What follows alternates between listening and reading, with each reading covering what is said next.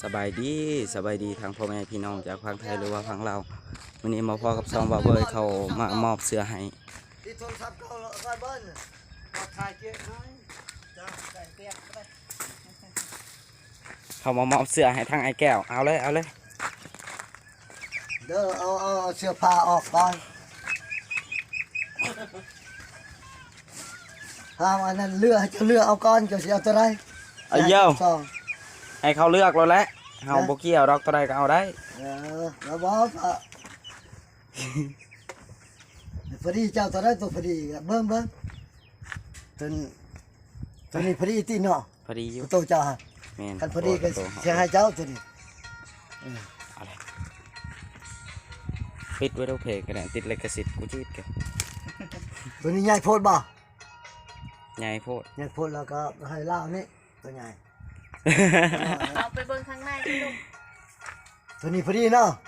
กับพอดีฮะพอดีดิทำกันก็ตัวนั้นเบิ่งสิเลือกเบิ่งเครื่องมาที่ไทยมันได้เสื้อผ้าเขาเลือกเอาพี่น้องเสื้อเนี่ยเขาคายทำว่าคายบุมัดกับแม่นี่ตัวนี้ก็พอดีเอาแบบเดียวแหละ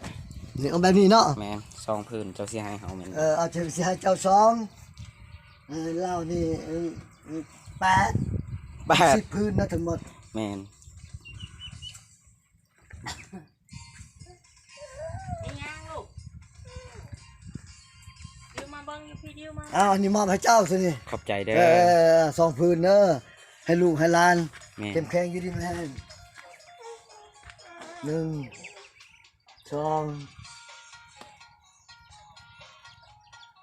3 4 5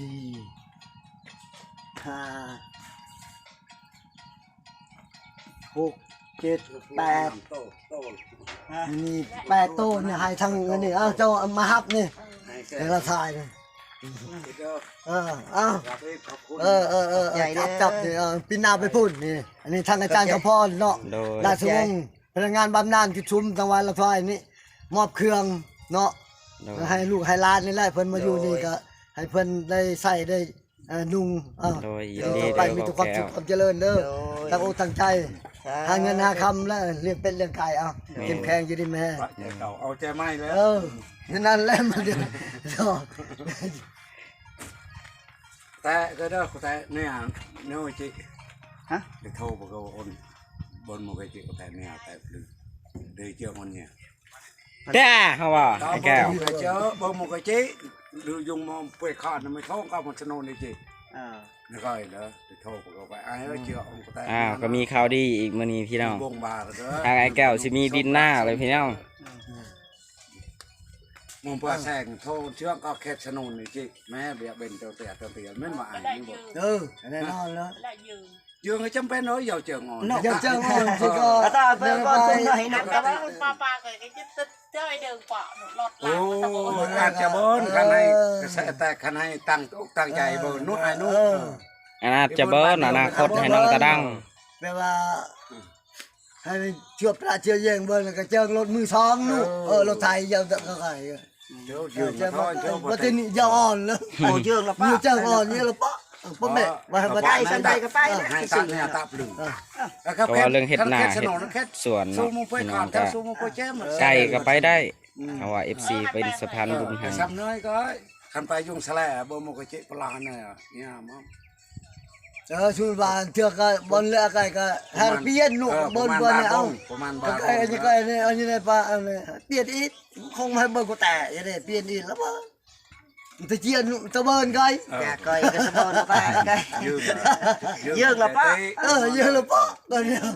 อีนอนตั้งใจตีตะเบิ่นละท้อยอดไปตะเบิ่นละท้อยแบบรื้อปอนติ้งรีดปอนติ้งขันจือปากระเบิ่นมันเถื่อให้จ้างเอ็ดแบบไวไทม์เถื่อให้ก็ไทยช่วยเย้าจือเอ็ดเรียงรถเย้าจะไทยรถเนี่ยให้จังเซงเจ้าอันไหนว่ากันแซ่บกว่าcái lốc nó phơi khonเจียวจุดสิเอาอย่าไปอย่าไปเจียนเถอะรับจ้างเต้ายาวชื่อยาวกันเดินไปนวดก็ชวนล่าเรียงให้เลยก็เขาก็มาง่ายตะเบิ้ลเนาะเขามาง่ายตะเบิ้ลนะขันดุเลยเล่ลายโย